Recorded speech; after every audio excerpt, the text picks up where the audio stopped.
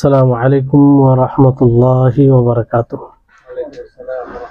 إن الحمد لله نحمده ونستعينه ونستغفره ونعوذ بالله من شرور أنفسنا وسيئات أعمالنا من يهده الله فلا مضل له ومن يضلله فلا هادي له وأشهد أن لا إله إلا الله وحده لا شريك له وأشهد أن محمدا عبده ورسوله أما بعد رب اشرح لي صدري ويسر لي أمري واحلل عقدة من لساني يفقهوا قولي رب زدني علما رب زدني علما। সম্মানিত আজকের ক্লাসে উপস্থিত দিনপ্রেমী সুপ্রিয় ভাই সকল, ওয়ালাইকুম আসসালাম। সর্বপ্রকারের হামদ প্রশংসা গুণগান সেই মহান আল্লাহ তাবারক ওয়া তাআলার জন্য, যিনি আমাদের সকলকে সৃষ্টি করেছেন এবং তার দ্বীনকে বুঝার জন্য সুস্থ বিবেক, মস্তিষ্ক এবং সুস্থ শরীর দিয়েছেন তার বিধানকে পালন করার জন্য। তারপরে আমাদের সকলের প্রাণপ্রিয় নবী করিম মুহাম্মদ মুস্তাফা সাল্লাল্লাহু আলাইহি ওয়াসাল্লাম, ওনার উপর অসংখ্য শান্তির ধারা বর্ষিত হোক। আল্লাহুম্মা সাল্লি আলাইহি আল্লাহুম্মা বারিক আলাইহি। সম্মানিত উপস্থিতিগণ, আজকে মঙ্গলবার, সাধারণত আকীদার কোনো বিষয় নিয়ে আলোচনা হয়। ইনশাআল্লাহ আজকে একটি গুরুত্বপূর্ণ বিষয় নিয়ে আপনাদের সম্মুখে আলোচনা হবে, যেটি বোঝা আমাদের সকলের জন্য জরুরি। সেটা হচ্ছে যে তাবাররুক তথা বরকত অর্জন করা। এই ব্যাপারে ইসলাম কি বলে, ইসলামের নীতিমালা কি, কোন জিনিস দ্বারা আমরা বরকত নিতে পারি, আর কোনটা বৈধ বরকত নেওয়া হবে শরীয়ত সম্মত, আর কোনটা অবৈধ হবে। নবী করিম মুহাম্মদ সাল্লাল্লাহু আলাইহি ওয়াসাল্লাম এই ব্যাপারে কি বলেছেন, এই বিষয়টি অত্যন্ত গুরুত্বপূর্ণ, কারণ আপনারা বুঝতে পারবেন আলোচনায়। সর্বোপরি আমাদের সকলকে এটা জানা উচিত, কিংবা এটা জানা থাকা উচিত যে আল্লাহ তাবারক ওয়া তাআলা পৃথিবীতে যা কিছু সৃষ্টি করেছেন, প্রত্যেকটা জিনিসের মধ্যে এক একটা গুণ আছে, তার একটা দায়িত্ব, মানে তার একটা খাসিয়ত আছে। যেমন পানি, এর বৈশিষ্ট্য হচ্ছে যে পানি পান করবে সে তৃপ্তি লাভ করবে, তার তৃষ্ণা মিটবে, তাই না? অনুরূপভাবে আগুনের কাজ হচ্ছে জ্বালানো, আগুন দ্বারা জ্বালানো হয়, জ্বলে যায় কোনো জিনিস। আর খাওয়া, মানুষ যখন খায় তখন তৃপ্তি পায়, ক্ষুধা নিবারণ হয়, তাই না? তো এটাও এক প্রকার, এই দ্বারা যে মানুষ উপকৃত হয়, এটাও এক প্রকার বরকতের মানে অর্থ আসে যে মানুষ এই দ্বারা উপকৃত হয়। বুঝতে পারলেন? আল্লাহ সুবহানাহু ওয়া তাআলা অনেক জিনিসে এটা তো রয়েছে যে প্রত্যেকটা জিনিসের এক একটা বৈশিষ্ট্য আছে, তাই না? কিন্তু আল্লাহ তাআলা কিছু বিশেষ জিনিসে তার একটা বিশেষ বরকত রেখেছেন। কি রেখেছেন? বরকত রেখেছেন। তার যেটা কাজ, যেটা বৈশিষ্ট্য, তার চেয়ে অধিক সেটা উপকার দেয়, এটাকেই বরকত বলা হয়। এটাকে কি বলা হয়? বরকত বলা হয়। বরকতের এর অর্থ সাধারণত এর অর্থ হচ্ছে যে কোনো জিনিসের অতিরিক্ত হওয়া, কোনো জিনিসের অতিরিক্ত হওয়া, কাসরাতুশ শাই ওয়া সুবুতুহু, কোনো জিনিসের অতিরিক্ত হওয়া এবং সেটা স্থির থাকা। আর শরীয়তের ভাষায় বরকত হচ্ছে যে বরকত তলব করা, বরকত সন্ধান করা, তাবাররুক যাকে বলা হয়। আর বরকতের আশা করা বা বরকতের ধারণা করা, আকীদা রাখা যে এই জিনিস দ্বারা বরকত আসবে, এটা দ্বারা বরকত অর্জন করা যাবে। বুঝলেন? এটা কি বলা হয়? বরকত, তাবাররুক বলা হয়। তো আল্লাহ তাবারক ওয়া তাআলা কিছু এই এরকম জিনিসের তাবাররুক সেটাকে বানিয়েছে, মানে তা দ্বারা বরকত নেওয়া যাবে। বুঝলেন? যেমন জমজম পানি, জমজম পানি, তো এতে এক প্রকার বরকত রয়েছে, যেটা সাধারণ পানির যেটা বৈশিষ্ট্য তার থেকে অতিরিক্ত কি আছে, জমজম পানি কেউ যদি পানি পান করে ক্ষুধাও নিবারণ হয়, তৃষ্ণা মিটার সাথে ক্ষুধা নিবারণ হয়, এটা তার বরকত, তার কি বরকত। অনুরূপ ভাবে এই জমজম পানি যে পান করবে সে রোগ থেকে আরোগ্য লাভ করে, রোগ থেকে আরোগ্য লাভ করে। এটা তার বারাকা, মানে জমজম পানি আল্লাহ তাআলা এই বারাকা তার মধ্যে রেখেছে, যা অন্য এতে নেই, বুঝলেন, অন্য পানিতে নেই। অনুরূপ ভাবে আপনার কাবাতে যে হাজরে আসওয়াদ রয়েছে, হাজরে আসওয়াদ কালো পাথর, সেই যে চুম্বন করে, তো এই পাথরটা চুম্বন করলে নেকি পাবে কি পাবে না? তো এটা একটা বারাকা, আল্লাহ তাআলা তার মধ্যে এটা রেখেছেন, কিংবা শরীয়তে এটা মর্যাদা দেওয়া হয়েছে, বুঝতে পারলেন।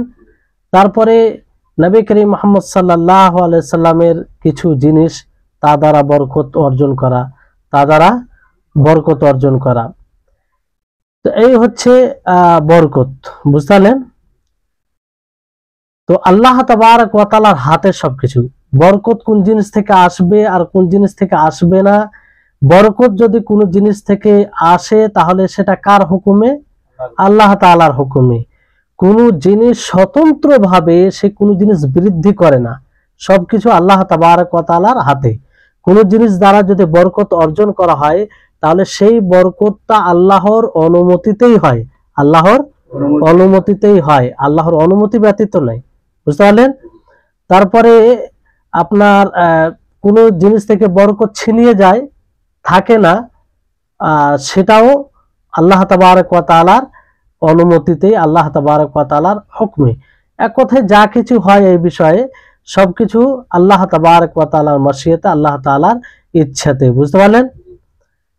তো এই কারণে আমাদেরকে মনে রাখতে হবে, যেহেতু আল্লাহ তাবারক ওয়া তাআলার ইচ্ছাতেই কোনো জিনিসে বরকত হয় আর কোনো জিনিসে বরকত হয় না, তো সর্বোপরি বরকত কার কাছে চাইতে হবে?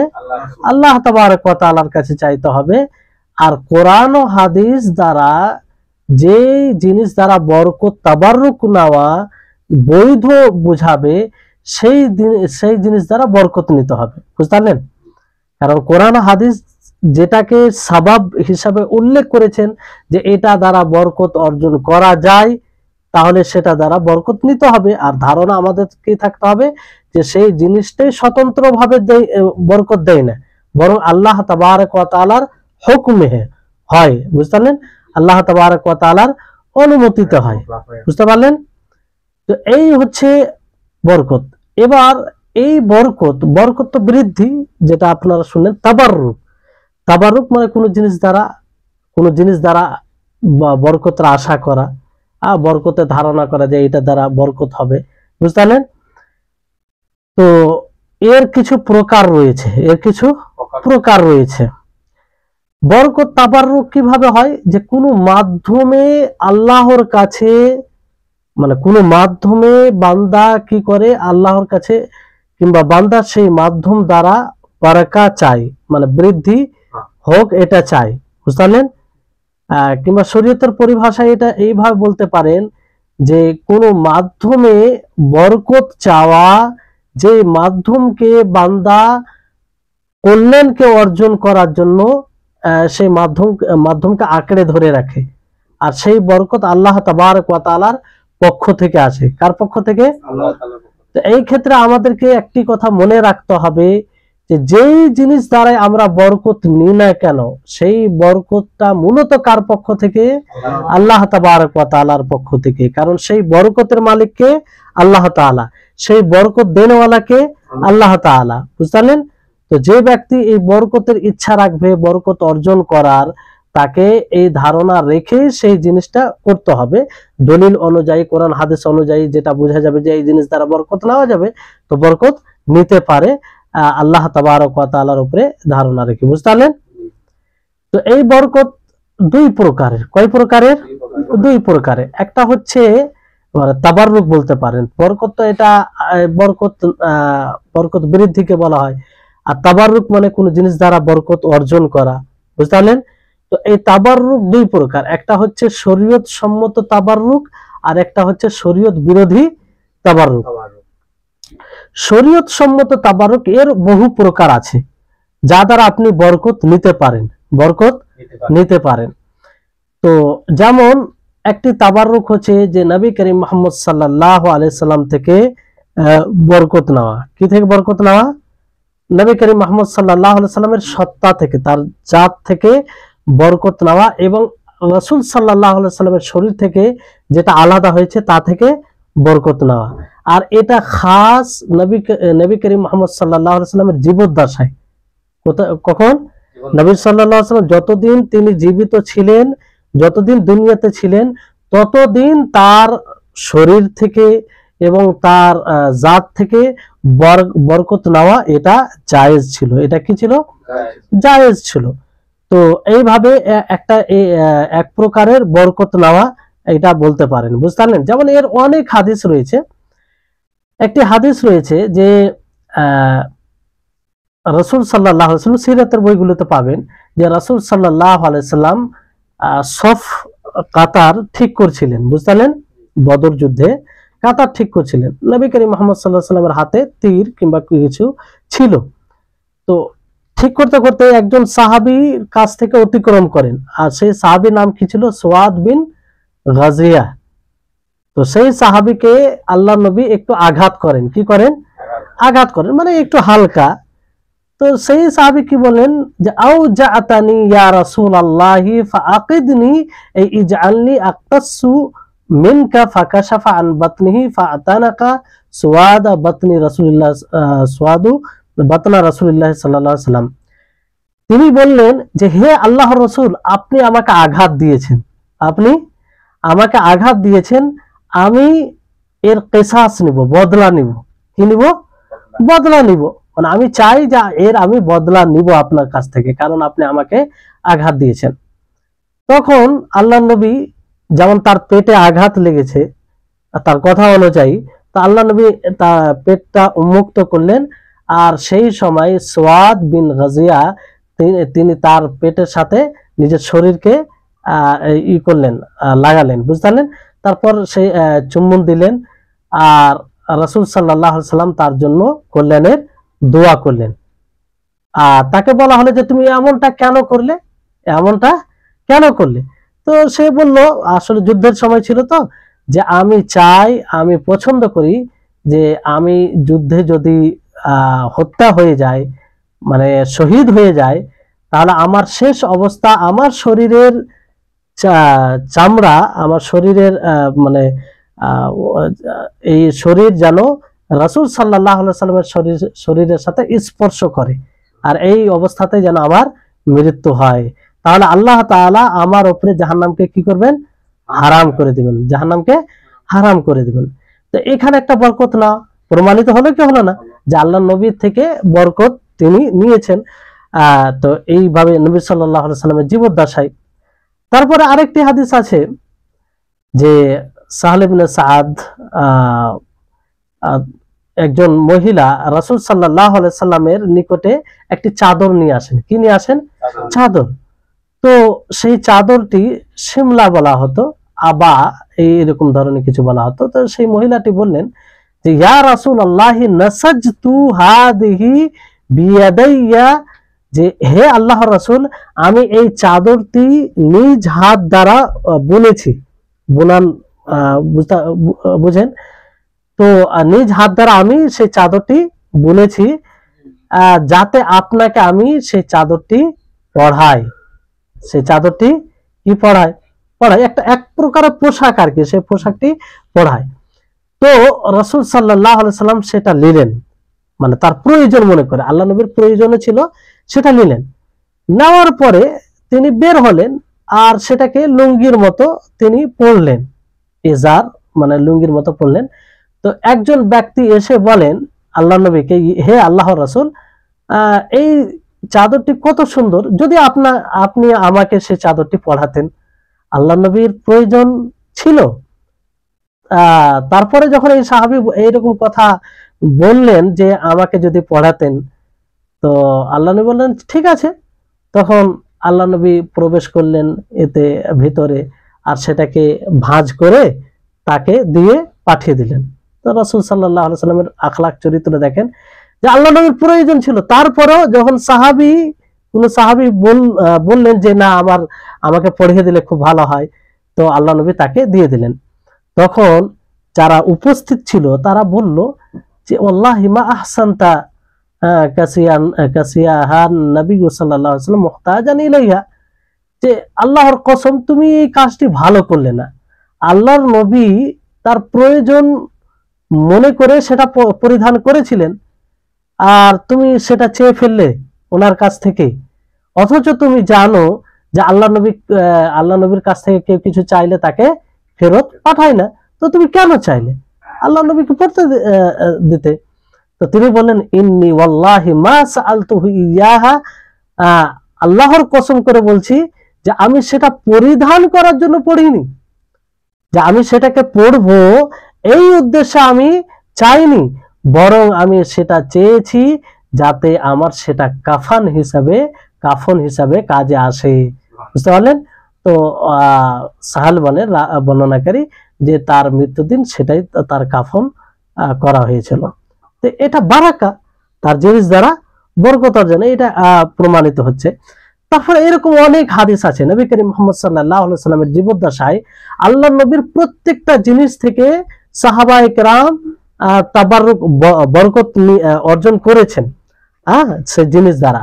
যেমন আপনার একটি হাদিস রয়েছে সুলহ হুদাইবিয়ার সময় যে সাহাবায়ে কেরাম রাসূল সাল্লাল্লাহু আলাইহি সাল্লাম কিরূপ সম্মান করতেন। উরওয়া তিনি বলেন যে রাসূল সাল্লাল্লাহু আলাইহি সাল্লাম যখনই থুথু বাইরে ফেলতেন সেটা নিচে পড়তো না, কোনো ব্যক্তি এসে সেটা নিয়ে নিজের শরীরে লাগিয়ে নিতেন। বুঝতে পারলেন?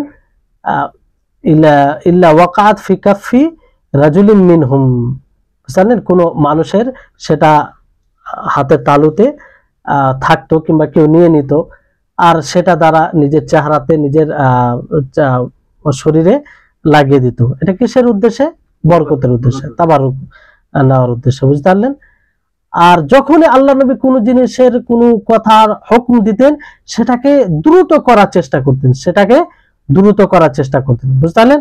আর নবী করিম মুহাম্মদ সাল্লাল্লাহু আলাইহি ওয়াসাল্লাম উযু করতেন, তো উযু করার পরে যে পানিটা বেঁচে যেত সেই পানিটা সাহাবায়ে কেরাম বন্টন করে নিতেন।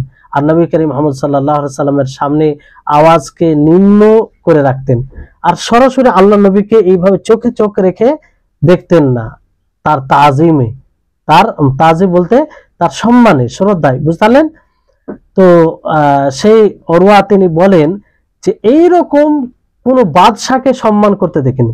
তিনি বলছেন যে কাইসার ও কিসরা তখন বড় নাজাসি, বড় বাদশাহ মানা যেত, তাদের প্রজারা এইভাবে সম্মান করতো না যেমন ভাবে সাহাবায়ে কেরাম নবী করিম মুহাম্মদ সাল্লাল্লাহু আলাইহি সাল্লামের সম্মান করতো। তো এখান থেকে এটা স্পষ্ট হচ্ছে যে আল্লাহ নবীর জীবদ্দশায় আল্লাহ নবীর প্রত্যেকটা জিনিস থেকে তারা বরকত নিয়েছে। তবে এটা তার জীবদ্দশায় খাস ছিল, কেন এটা খাস বলা হচ্ছে? যে যদি খাস না হতো তার জীবদ্দশায় তাহলে সাহাবায়ে কেরাম পরবর্তীতে অবশ্যই বরকত নিতে পারতো কি পারতো না? কিন্তু কোন সাহাবী থেকে এটা প্রমাণিত নয় যে আল্লাহ নবী যখন দুনিয়া থেকে চলে গেলেন তারপরে তিনার কাপড় থেকে কেউ বরকত নিয়েছেন কিংবা আর কিছু থেকে বরকত, এরকম কিছু প্রমাণিত নয়। বুঝতে পারলেন? তো এই হচ্ছে বিষয়। তো নবী সাল্লাল্লাহু আলাইহি সাল্লামের জীবদ্দশায় এটা করতেন। যেমন অনেকেই বলেন যে নবী সাল্লাল্লাহু আলাইহি সাল্লামের কিছু চুল, যেমন আনাস রাদিয়াল্লাহু তাআলা আনহু তিনি বলেন যে ওনার কাছে কিছু চুল ছিল নবী করিম মুহাম্মদ সাল্লাল্লাহু আলাইহি সাল্লামের, বুঝলেন? আর সেটাকে সংরক্ষণে রেখেছিলেন, কিন্তু পরবর্তী সময়ে সেটা আর মানে বিলুপ্ত হয়ে যায়। এখন নবী সাল্লাল্লাহু আলাইহি সাল্লামের কোনো জিনিস নেই। কেউ যদি দাবি করে যে এটা নবী করিম মুহাম্মদ সাল্লাল্লাহু আলাইহি সাল্লামের অমুক তমুক, তাহলে সে মিথ্যুক। কারণ এটা সাহাবীদের জামানায় শেষ পর্যন্ত, তাবেঈনদের জামানায় পর্যন্ত সেটা বিলুপ্ত হয়ে গেছিল, আর কিছু ছিল না নবী সাল্লাল্লাহু আলাইহি সাল্লাম। এখন এতদিন পরে কেউ যদি দাবি করে না এটা নবী সাল্লাল্লাহু আলাইহি সাল্লামের অমুক আর ব্যবসা খুলে দেয়, তাহলে তাকে কি মনে করা হবে? মিথ্যুক মনে করা হবে। আর এটা ঠিক নয়, বড় অন্যায়। বুঝতে পারলেন? তো এই হচ্ছে বিষয়। এটা এক প্রকারের তাবাররুক যেটা আপনারা শুনলেন। তারপরে তাবাররুক আরেক প্রকারের, যেটা হচ্ছে আপনার তাবাররুক, বৈধ তাবাররুক, যেটা যে জমজম পানি থেকে এটাও এক প্রকারের তাবাররুক নেওয়া। জমজম পানি পান করলে ওই জন্য হাদিসে বলা হয়েছে যে, হাদিসে এইভাবে বলা হয়েছে যে মা ও জমজমা লিমা শুরিবালাহু, যে জমজম পানি যে ব্যক্তি যে উদ্দেশ্যে পান করবে সেটা তার আল্লাহ তাআলা গ্রহণ করবে। বুঝতে পারলেন? এটা তাহলে এই পানির একটা বিশেষ এর সাথে সম্পৃক্ত এই বিষয়টি, তাই না? অন্য পানির সাথে নয়। তারপরে অন্য এতে বলা হয়েছে ইন্নাহা মুবারাকাতুন ইন্নাহা তাআমু তুমিন, যে এটা মোবারক বরকতময় আর খাবার হিসাবে এটি কাজ করে, ক্ষুধাও নিবারণ করে। অন্য পানিতে এই বৈশিষ্ট্যটা নেই। বুঝতে পারলেন? তো এটা একটা তাবাররুক। বুঝতে পারলেন? তারপরে তাবাররুক আরো কিছু আছে, আপনাদেরকে বৈধ তাবাররুক গুলো এক এক করে বলে দিই, তাহলে বুঝতে সুবিধা হবে। অনুরূপ ভাবে নবী করিম মুহাম্মদ সাল্লাল্লাহু আলাইহি সাল্লামের আকওয়াল, কথা এবং তার কর্ম, বৈধ কর্ম, মানে তার কর্ম দ্বারা বরকত অর্জন করা। যে বান্দা যখনই কোনো কেউ এই কাজগুলো করবে তখন সে কল্যাণ অর্জন করবে, বারাকা অর্জন করবে। যেমন কোরআন কারীমের তেলাওয়াত, এর দ্বারা বরকত আছে কি নেই? এটা দ্বারা বরকত অর্জন করতে পারে আল্লাহ তাআলার জিকির করে, তাই না? তারপরে ইলমি মজলিসে উপস্থিত হয়ে, যেমন এখানে আপনারা উপস্থিত হয়েছেন, অবশ্যই এতে বারকা রয়েছে। কারণ এই ইলমি মজলিসে যারা উপস্থিত হয় তাদের জন্য ফারিস্তাগণ দোয়া করে, আল্লাহ তাবারক ওয়া তাআলা তাদের ব্যাপারে নিকটবর্তী ফারিস্তাদের সাথে আলোচনা করেন। বুঝতে পারলেন? তো এইগুলো বারাকা রয়েছে। তারপরে আরেকটি বিষয় যে সেই সব জায়গা থেকে বরকত নেওয়া, যেগুলো জায়গায় আল্লাহ তাআলা বরকত রেখেছেন। কি রেখেছেন? বরকত রেখেছেন। যেমন মসজিদ, বুঝতে পারলেন? মক্কা, মদিনা, তারপরে ফিলিস্তিন যেখানে মসজিদুল আকসা রয়েছে। তো এগুলো থেকে বরকত না, এগুলো থেকে বরকত নেওয়ার উদ্দেশ্য কি? এগুলো থেকে বরকত নেওয়ার উদ্দেশ্য হচ্ছে যে আপনি সেখানে গিয়ে ইবাদত করবেন, তার দেওয়ালকে ছুঁয়ে স্পর্শ করে ধরে, এটা তাবারুক নাই, এটা অবৈধ। এগুলো জায়গাতে বরকত নেওয়া মানে সেখানে গিয়ে আপনি ইবাদত করে বরকত অর্জন করবেন, আপনার নেকি বাড়বে, আল্লাহ তাআলাকে সন্তুষ্ট করবেন। বৈধ যেগুলো আমল আছে সেগুলো করে, বুঝতে পারলেন? তার দেওয়ালকে, তার খুঁটিকে ধরে, খাম্বাকে ধরে আর আপনি মনে করবেন যে আমি বরকত অর্জন করছি, এটা অবৈধ। এটা অবৈধ, আর অনেক সময় এটা একদম শিরকি কুফরি পর্যন্ত পৌঁছে দেবে। কারণ এইরকম ভাবে বরকত নেওয়া যায় না। আল্লাহর ঘরে ইবাদত করে আপনি বরকত অর্জন করবেন। বুঝতে পারলেন? তারপরে আপনার সময় দ্বারা বরকত অর্জন করা, যে সময়ের সাথে আল্লাহ তাবারক ওয়া তাআলা বরকতকে খাস করেছেন। বুঝতে পারলেন? যেমন রমজান মাস এটা একটা সময় কি সময় নয়? তো সেই সময়ে আপনি বরকত তাবাররুক নিতে পারেন। জিলহিজ্জার প্রথম দশক, জিলহিজ্জা মাসের প্রথম দশক। অনুরূপ ভাবে লাইলাতুল কদর, সম্মানের রাত্রি, যে রাত্রে আল্লাহ তাআলা কোরআন কারীম নাযিল করেছেন। তারপরে সুলুসুল লাইল আখির, রাত্রের শেষাংশতে সে সময় আল্লাহ তাআলা নিচে আসমানে অবতরণ করেন। বুঝতে পারলেন? আর বান্দাকে ডাক দেই যে আছে কে, যে আমার কাছে ক্ষমা চাইবে, আমি তাকে ক্ষমা করব। তো এগুলো দ্বারা বরকত কিভাবে নেবেন? এই সব সময়ে আপনি সৎ আমল করে, কি আমল করে? সৎ আমল করে, আল্লাহর ইবাদত করে, বৈধ আমল করে, যেমন ভাবে নবী করিম মুহাম্মদ সাল্লাল্লাহু আলাইহি ওয়াসাল্লাম আমল করেছেন। এটা নয় যে এই সময়ে আপনি বসে থাকবেন আর বরকত হয়ে যাবে, তা নয়।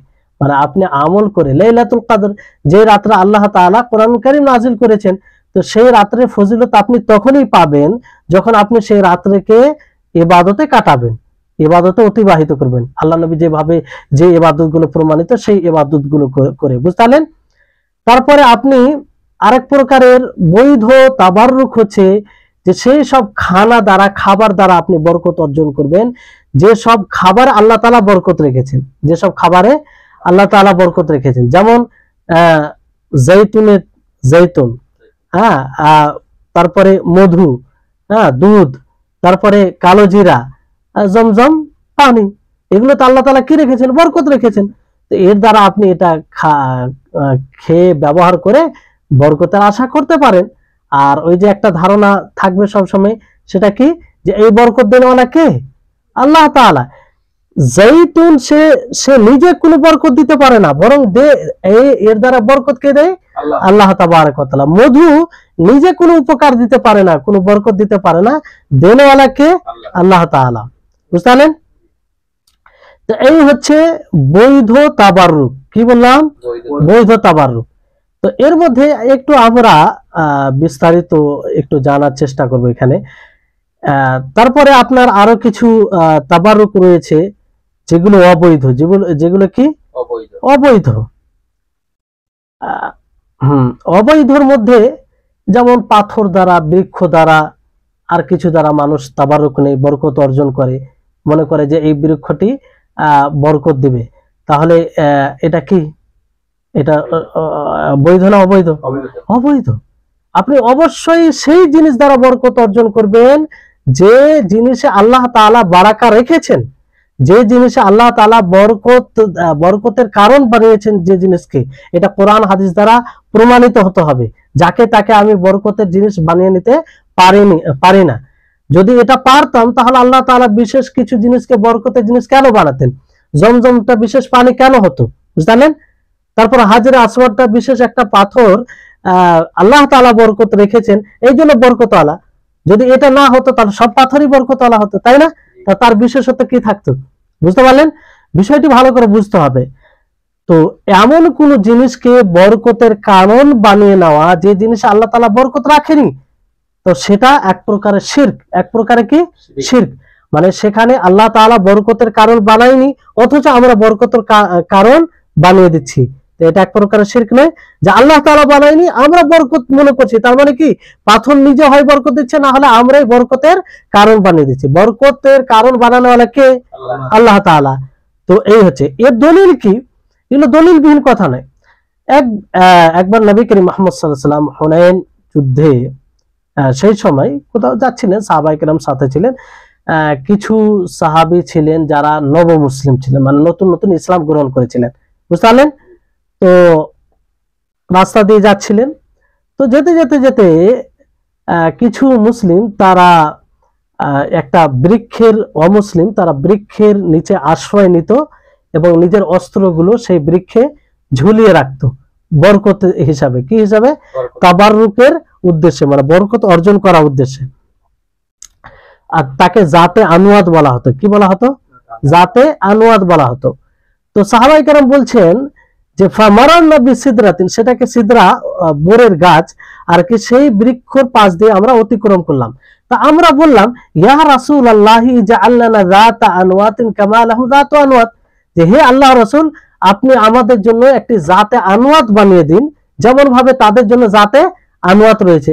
মানে ওনাদের বলার উদ্দেশ্য হচ্ছে এটা, যে তারা যেমন বৃক্ষ থেকে বরকত অর্জন করছে, আমরাও যেন বরকত অর্জন করতে পারি। হ্যাঁ, অস্ত্র ঝুলিয়ে কিংবা সেখানে আশ্রয় নিয়ে। বুঝলেন? তো রাসূল সাল্লাল্লাহু আলাইহি সাল্লাম বলেন যে আল্লাহু আকবার। আল্লাহ নবী করিম মুহাম্মদ সাল্লাল্লাহু আলাইহি ওয়াসাল্লাম আশ্চর্য হয়ে বললেন যে আল্লাহু আকবার, আল্লাহ সবচেয়ে বড়। ইন্নাহাস সুনান, এই সব পদ্ধতি, কুলতুম, যেগুলো তোমরা যে কথাগুলো বললে, ওয়াল্লাযী নাফসি বিয়াদিহি, সেই সত্তার কসম যার হাতে আমার প্রাণ রয়েছে, তোমরা সেই কথাই বললে যে কথা বানু ইসরাইল কাকে বলেছিল? মুসা আলাইহিস সালামকে বলেছিল। বানু ইসরাইল কি বলেছিল মুসা আলাইহিস সালামকে? ইজআল লানা ইলাহান কামা লাহুম আলিহা ক্বালা ইন্নাকুম কওমুন তাজহালুন, যে হে আল্লাহ তুমি, মানে বানু ইসরাইল মুসা আলাইহিস সালামকে বললেন যে আপনি আমাদের জন্য একটি ইলাহ বানিয়ে দিন, যেমন ভাবে তাদের ইলাহ রয়েছে। তা মুসা আলাইহিস সালাম কি বলেছেন? যে ইন্নাকুম কওমুন তাজহালুন, তোমরা একদম নির্বোধ, জাহেল, মূর্খ, অজ্ঞ তোমরা জাতি। তারপর আল্লাহ নবী বললেন লাতারকাবান্না সুনানা মান কানা ক্বাবলাকুম, যে তোমরা অবশ্যই তাদের পদ্ধতি অবলম্বন করবে। তাহলে দেখেন, এই জায়গায় জাতে আনুয়াত, যে জায়গায় তারা অস্ত্র ঝুলিয়ে অথবা তার নিচে আরাম করে বরকত অর্জন করত, আসলে কি সেটাকে বরকতের কারণ আল্লাহ তাআলা বানিয়েছিলেন? ফলে তারা শিরক করত। কি করত? শিরক করত। এই জন্য এই মুতালবা যখন সাহাবায়ে কেরাম করলেন, তখন আল্লাহ নবী এমন ভাবে তাদের বিরোধিতা করলেন, খুব কঠোর ভাবে বিরোধিতা করলেন। আর আল্লাহ নবী রাগান্বিত হয়ে বললেন যে এগুলো তো ইহুদিদের পদ্ধতি, তাদের এগুলো পথ, আর এগুলো ইহুদিদের সাদৃশ্য অবলম্বন করা, এটা বরকতের কারণ নয়। এই জন্য বোঝা যাচ্ছে যে আল্লাহ তাবারক ওয়া তাআলা যেটাকে বরকতের কারণ হিসাবে উল্লেখ করেনি, কোন কোরআনে উল্লেখ হয়নি, হাদিসে উল্লেখ হয়নি, সেটাকে আমরা বরকতের উপায় বানাতে পারি না। বুঝতে পারলেন? তো অনেকেই দেখবেন অনেক কিছুকে বরকতের কারণ বানিয়ে নেয়। যেমন ধরেন আমাদের সমাজে যেগুলো পাওয়া যায় যে কোনো কবরকে বরকতের কারণ বানিয়ে নেওয়া। কোনো হয়তো সৎ মানুষ, তিনি মারা গেছেন, ওয়ালি ছিলেন আল্লাহর, তিনি সৎ ছিলেন, কিন্তু তিনি মারা গেছেন, তিনার কবর কি বরকতের হবে এটাকে আল্লাহ তাআলা বানালছে? নবী করিম মুহাম্মদ সাল্লাল্লাহু আলাইহি ওয়াসাল্লামের কবরকে তো আল্লাহ তাআলা বরকতের কবর বানায়নি, কারণ উল্লেখ, এই জন্য আল্লাহ নবীর কবরকে ঘিরে দেওয়া হয়েছে চারদিকে, তাই না? কেউ যেন সেখানে গিয়ে দোয়া, মানে কবর আল্লাহ নবীর কাছে চাইতে না পারে, কারণ আল্লাহ ব্যতীত অন্যর কাছে চাওয়া এটা শিরক। চাইতে হবে একমাত্র আল্লাহর নিকটে। কার নিকটে? আল্লাহর নিকটে। তো এখানে যেমন দেখেন যে তারা জাতে আনওয়াত চেয়েছিল যে এরকম একটা জাতে আনওয়াত বানিয়ে দেওয়া হোক, তো আল্লাহ নবী সরাসরি নিষেধ করলেন আর বললেন যে এটা তো তাদের মতো বানু ইসরাইল যেভাবে মুসা আলাইহিস সালামকে বলেছিল। তো এই হচ্ছে বিষয়। তো মানে এক কথাই এই জিনিসটা বুঝে রাখেন যে যেই জিনিসকে আল্লাহ তাআলা বরকতের কারণ বানায়নি, সেই জিনিস কে বরকতের মনে করা, এটা এক প্রকারের কি শিরক, অবৈধ। যদি এটাকে শুধু কারণ হিসাবে নেয় তাহলে ছোট শিরক হবে, আর সেটাকে স্বতন্ত্র হিসাবে যদি মনে করে যে এটাই বরকত দেয়, তাহলে এটা বড় শিরক হয়ে যাবে, যা দ্বারা ইসলাম থেকে খারিজ হয়ে যাবে, ইসলাম থেকে বের হয়ে যাবে। বুঝতে পারলেন? তো এই হচ্ছে বিষয়। এবার আপনাদেরকে সংক্ষিপ্ত ভাবে যেগুলো দ্বারা বরকত তাবারক নেওয়া জায়েজ নয়, সেগুলো মানে পয়েন্টের আকারে আপনাদেরকে বলি, তাহলে স্পষ্ট হবে আরো বিষয়টি যে কোন কোন জিনিস দ্বারা। যেমন অবৈধ তাবারুক মানে যা দ্বারা বরকত নেওয়া জায়েজ নয়। তার মধ্যে এক নম্বর হচ্ছে যে জায়গা দ্বারা বরকত নেওয়া, জায়গা দ্বারা মানে জড় বস্তু দ্বারা বরকত নেওয়া, এর মধ্যে সবকিছু চলে আসবে। যেমন ধরেন যে এমন জায়গার দেওয়ালকে ছুঁয়ে স্পর্শ করে বরকতের উদ্দেশ্যে স্পর্শ করা, যেখানে শরীয়ত সম্মত বরকত প্রমাণিত। বুঝতে পারলেন? শরীয়ত সম্মত বরকত, সেখানে বরকত ওখানে আছে, কিন্তু দেওয়াল দ্বারা যে বরকত নিতে হবে এটা প্রমাণিত নেই, এটা প্রমাণিত নেই। আর অনুরূপভাবে তার দেওয়ালগুলোকে চুম্বন দেওয়া, কিংবা তার খুঁটিগুলোকে ধরে রাখা, তারপরে তার মাটি দ্বারা, সেখানকার মাটি দ্বারা বরকত অর্জন করার উদ্দেশ্যে মাটি স্পর্শ করা কিংবা নেওয়া, তো এগুলো অবৈধ। এগুলো কি অবৈধ। মসজিদে নববী একটা উদাহরণ আপনাদের, মসজিদে নববী সেটা একটা বরকতের জায়গা, তাই না? তো বরকতের জায়গা কি করে? সেখানে সৎ আমল করে হবে, তাই না? বেশি বেশি করে সালাত আদায় করা, বেশি বেশি করে কোরআন তেলাওয়াত করা, আর কিছু ইবাদত করে। বুঝতে পারলেন? কিন্তু কেউ যদি মনে করে যে না, আমি মসজিদে নববীর খুঁটিকে গিয়ে ধরে আমি বরকত অর্জন করবো, তো এটা বৈধ হবে? এটা বৈধ হবে না, এটা অবৈধ তাবাররুক। বুঝতে পারলেন? তারপরে আরেক প্রকারের অবৈধ তাবারুক হচ্ছে যে সালেহীনদের কবর থেকে বরকত নেওয়া। অনেকে সালেহীনদের, সৎ লোক যারা মারা গেছেন তাদের কবর থেকে বরকত নেই, এটা প্রমাণিত নয়। কারণ আল্লাহ নবীর জামানায় অনেক সাহাবী মারা গেছেন। আল্লাহ নবী দুনিয়া থেকে গেলেন, আবু বকর রাদিয়াল্লাহু তাআলা আনহু, যিনি উম্মতে মুহাম্মদের মধ্যে সর্বোত্তম ছিলেন, তিনি কি কখনো আল্লাহ নবীর কবর দ্বারা বরকত নিয়েছেন? কখনো না, কখনো না। এমনকি মানুষকে কঠোর ভাবে নিষেধ করেছেন যে তার কবরের আশেপাশে তোমরা ভিড় জমায় না। আর আল্লাহ নবী তো নিজে কঠোর ভাবে বলেছেন যে আমার কবরকে তোমরা ঈদ বানায় না। কি বানায় না? ঈদ বানায় না। ঈদ কাকে বলে? যেখানে বারবার মানুষ যায়, ভিড় জমায়। তো আল্লাহ নবী কঠোর ভাবে এইভাবে নিষেধ করেছেন আর বলেছেন যে আমার কবরকে তোমরা মূর্তি বানায় না। মূর্তি মানে কি? যেমন মূর্তির কাছে গিয়ে মানুষ নত হয়, সাজদা করে, দোয়া করে, এটা সেটা করে কি করে না মুশরিকরা? অনুরূপ ভাবে তোমরা আমার কবরের কাছে এসে এগুলো করো না।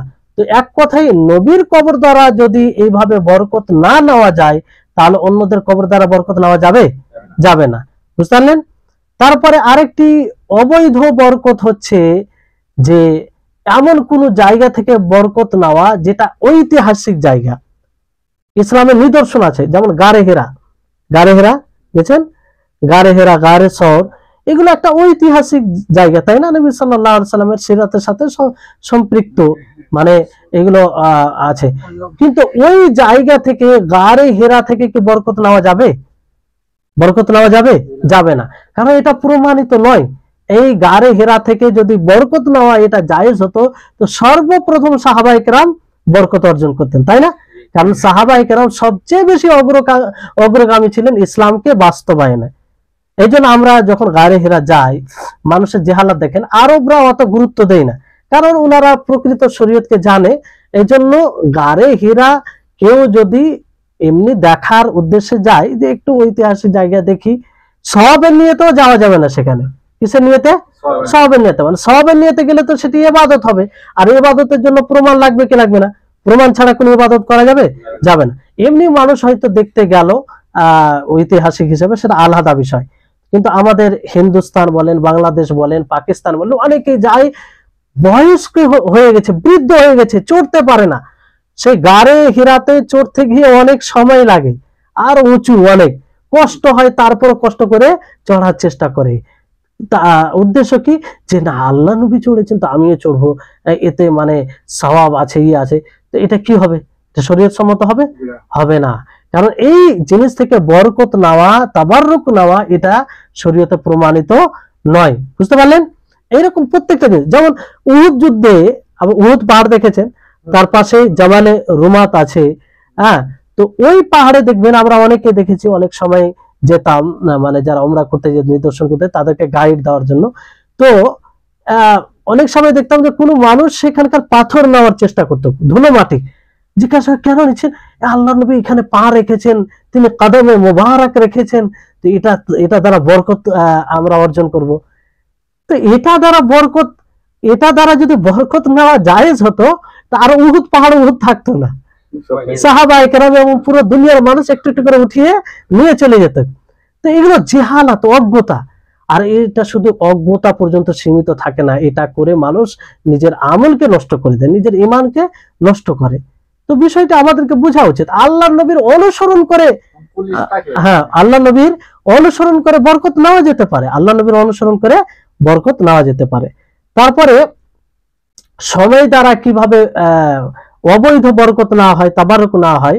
যেমন ধরেন যে আপনি যে সময়ে আল্লাহ তাআলা বরকত রেখেছেন, সেই সময় এমন কাজ করা, যেটা এমন ভাবে ইবাদত করা কিংবা এমন আমল করা যেটা প্রমাণিত নয়, যেটা প্রমাণিত নয়, বুঝতে পারলেন? তাহলে এটা অবৈধ বরকত নেওয়া হবে। যেমন রাসূল সাল্লাল্লাহু আলাইহি সাল্লামের জন্ম, অবশ্যই এটা বরকতের বিষয়, তাই না? রাসূলের আগমন, যে রাসূল দ্বারা আমরা হেদায়েত পেয়েছি, যে রাসূল দ্বারা আমরা সিরাতে মুস্তাকিম বুঝতে পেরেছি, যে রাসূল দ্বারা আমরা আল্লাহর পরিচয় পেয়েছি, এটা বরকত। কিন্তু বরকতের দিন, কিন্তু সেই দিনে রাসূল সাল্লাল্লাহু আলাইহি সাল্লামের জন্ম দিবস পালন করা, এটা কি সঠিক তাবাররুক? সঠিক তাবাররুক নয়। কেন? যদি এটা সঠিক তাবাররুক হয়, তো অবশ্যই আল্লাহ নবী বলতেন যে তোমরা আমার জন্ম দিবস পালন করবে, কিংবা আল্লাহ নবী নিজে এটা পালন করতেন, কিংবা সবচেয়ে যেনারা আল্লাহ নবীকে ভালোবাসতেন, সাহাবায়ে কেরাম, তারা সর্বপ্রথম এটাকে পালন করতে, তাই না? কিন্তু এই জন্ম দিবস কখন পালন হয়েছে, শুরু হয়েছে জানেন? প্রায় 300 বছর পূর্বে। তো যে আমলটা সাহাবীদের জামানায় ছিল না, নবীর জামানায় ছিল না, পরবর্তী সময়ে এসে সেটা ইসলামের অংশ হতে পারে না। অনুরূপ ভাবে কেউ যদি এখন লাইলাতুল ইসরা আল মিরাজ রাত্রি বলে সেটাকে খাস করে কিছু করে, তো এটা জায়েজ হবে? এটা জায়েজ হবে না, কারণ এটা অপ্রমাণিত নয়। অনুরূপ ভাবে শাবানের 15 তারিখে শাবে বারাত, এটা আমাদের সমাজে প্রসিদ্ধ আছে, প্রচলিত আছে, কিন্তু আসলে এই রাত্রে বিশেষভাবে না আল্লাহ নবী কোনো ইবাদত করেছেন, না সাহাবায়ে কেরাম করেছেন, কোনো বিশুদ্ধ হাদিস নেই। তো এইভাবে খাস করে নেওয়া, এটা কি হবে? এটা খাস করে ইবাদত করে মনে করে যে আমি বেশি নেকি অর্জন করবো, এটা এক প্রকার বরকত, তো এটা অবৈধ তাবারুক হবে, বুঝতে পারলেন? তারপর আরেক প্রকারের তাবারুক হচ্ছে যে সালেহীন, যেটা আমাদের সমাজে খুব পাওয়া যায়, যে সৎ লোকদের দ্বারা বরকত অর্জন করা, এটা অবৈধ। সৎ লোকদের কোনো জিনিস দ্বারা বরকত অর্জন করা। কোনো জিনিস বলতে কি, তার ব্যক্তিগত কোনো জিনিস দ্বারা, বুঝলেন, কিংবা কোনো জিনিস ছেড়ে গেছে সে জিনিস দ্বারা বরকত অর্জন করা। তো আল্লাহর নবীর সত্তা থেকে, তার জাত থেকে বরকত নেওয়া যেতে পারে, এটা জায়েজ। এটা আল্লাহ নবীর জীবদ্দশায় এর সাথে খাস। তো অন্যদের সাথে, অন্যদের যারা অন্য সৎ লোক, তাদের থেকে কি করে বরকত নেওয়া যেতে পারে বলেন? আল্লাহ নবীর সাথে যতটুকু জায়েজ ততটুকু তার জীবদ্দশায়, তার জীবদ্দশায়। তিনি যখন দুনিয়া থেকে চলে গেছেন তারপর আর জায়েজ নয়, বুঝলেন? তো এই বিষয়টি বুঝতে হবে। অনেক মানুষ সৎ মানুষ দ্বারা বরকত অর্জন করে, তাবাররুক নেই, বুঝলেন, যেটা ঠিক নয়, যেটা কি ঠিক নয়। এটাকে এমন বানিয়ে দেওয়া যে আল্লাহ তাআলা সেটা বরকতের কারণ বানায়নি, অথচ সেটাকে বরকতের কারণ বানিয়ে দেওয়া হলো, যেটা শিরক, বুঝলেন? এবার খুব গুরুত্বপূর্ণ শেষ পয়েন্টে আসছি, ভালো করে মনোযোগ দিয়ে শুনবেন, তাহলে কথাগুলো মানে স্পষ্ট হয়ে যাবে, কিংবা এই বিষয়ে মৌলিক বিষয়গুলো বুঝে যাবেন। এই বিষয়ে তাবাররুক, আপনি যে বরকত নেবেন, কিছু নীতিমালা আছে, সেই নীতিমালাগুলো মনে রাখবেন। একটা হচ্ছে যে তাবাররুক, এটা হচ্ছে ইবাদত। এটা কি? ইবাদত। আর ইবাদতের ক্ষেত্রে আপনি এই নীতিমালা মনে রাখবেন যে ইবাদতে আসল হারাম। ইবাদতে কি? আসল হারাম। ইবাদতে আসল বলা যাবে যে চলবে না, হারাম। কেউ যদি কোনো ইবাদত করে তাহলে তাকে দলিল লাগবে। তাকে কি লাগবে? দলিল লাগবে। অর্থাৎ দলিলের ভিত্তিতে ইবাদত করা যাবে, বুঝতে পারলেন? দলিলের ভিত্তিতে। আমরা যোহর সালাত আদায় করি কিসের ভিত্তিতে? দলিলের ভিত্তিতে। যোহর, আসর, মাগরিব, ইশা, এগুলো তারপরে আগে পিছের সুন্নাহগুলো দলিলের ভিত্তিতে, তাই না? তারপর আমরা যে কোনো সময় নফল সালাত আদায় করি দলিলের ভিত্তিতে, আল্লাহ নবী বলেছেন পড়তে, পড়া যায়, বুঝতে পারলেন? তো এটি ইবাদত। অতএব যেই ক্ষেত্রে তাবারুক নেওয়া এটা জায়েজ প্রমাণিত, সেই ক্ষেত্রে তাবারুক নেওয়া যাবে, বুঝতে পারলেন? এটা একটা নীতিমালা মনে রাখবেন। দ্বিতীয় বিষয় হচ্ছে, দ্বিতীয় নীতিমালা যে বারাকা, এটা মূলত আল্লাহর পক্ষ থেকে। কার পক্ষ থেকে? আল্লাহর পক্ষ থেকে। যে বারাকার মালিক আল্লাহ তাআলা, যে বারাকা দেনওয়ালা আল্লাহ তাআলা, তাহলে বারাকা একমাত্র কার থেকে সন্ধান করতে হবে? আল্লাহ তাআলা। আমরা কোন জিনিস দ্বারা তাবারুক নিলেও আমাদের আকীদা ধারণা থাকবে যে এই বারাকাত কার পক্ষ থেকে? আল্লাহর পক্ষ থেকে। তারপরে তৃতীয় বিষয় হচ্ছে যে তাবাররুক আপনি যে জিনিস দ্বারা অর্জন করবেন সেটা কি? সেটা কার জন্য প্রযোজ্য? যে মুমিন হবে তার জন্য। যে মুমিন হবে, যে শরীয়তকে বাস্তবায়ন করবে, যে আল্লাহ এবং তার রাসূলের উপরে ঈমান নিয়ে আসছে। একজন নামাজ পড়ে না, সালাত আদায় করে না, সে তাবাররুক, যে সব জিনিস দ্বারা তাবাররুক, যেমন জমজম পানি নিয়ে নেন, এই জমজম পানির যেটা বারাকা, এটা কাদের জন্য? মুমিনদের জন্য। যে কোনো জিনিসের বারাকা, যে জিনিস আল্লাহ তাআলা বারাকা রেখেছেন, সেটা কাদের জন্য? মুমিনদের জন্য। তো এটা মুমিনদের জন্যই, তাদের জন্যই এই হবে, বুঝলেন? আর তাবাররুক আমাদেরকে অর্জন করতে হবে, বরকত অর্জন করতে হবে শরীয়তের পদ্ধতিতে। কিসের পদ্ধতিতে? শরীয়তের পদ্ধতিতে। এই শরীয়তকে এড়িয়ে চলে কোনো জিনিস দ্বারা বরকত অর্জন করা যাবে না, বুঝলেন? আর সর্বোপরি আমরা যেটা বলি, যেটা দোহাই দিই, যে আমরা সলেহীন, আমরা পাপী, সলেহীন দ্বারা আমরা বরকত নিচ্ছি। তো সলেহীন দ্বারা আপনি বরকত নিন না, আপনাকে নিষেধ কেউ করে না। সলেহীনের সৎ আমল দ্বারা বরকত নেন। সলেহীনরা যেভাবে তাকওয়া অবলম্বন করেছেন সেভাবে আপনিও তাকওয়া অবলম্বন করেন। সলেহীনরা যেভাবে ফরজ ইবাদতে এগিয়ে ছিলেন, আপনিও এগিয়ে থাকেন। সলেহীনরা যেমন ভাবে আল্লাহ নবীর অনুসরণ করেছেন তেমন ভাবে আপনিও অনুসরণ করেন। এইভাবে আপনি বরকত নিতে পারেন, কিন্তু তাদের জাত থেকে বরকত নিতে পারেন না। তাদের জাত তাদের সাথে সম্পৃক্ত, এটা আমাদের সাথে সম্পৃক্ত নয়। তারা যেভাবে দুনিয়াতে চলেছে, যদি শরীর সম্মত চলে তো সেইভাবে চলে বরকত। যেমন সাহাবায়ে কেরাম প্রবল মুমিন ছিলেন, তাই না? মুমিন মানে আল্লাহ তাবারক ওয়া তাআলা তাদেরকে এই দ্বীন প্রচার প্রসার করার জন্য বাছাই করেছেন, বিশেষ তারা অগ্রগামী। তো তাদের দ্বারা আমরা বরকত কিভাবে নিতে পারি? তাদের মতো চলে বরকত নিতে পারে। অনুরূপ ভাবে বরকত নেওয়া যেতে পারে যারা সৎ লোক আছে, যারা কি আছে?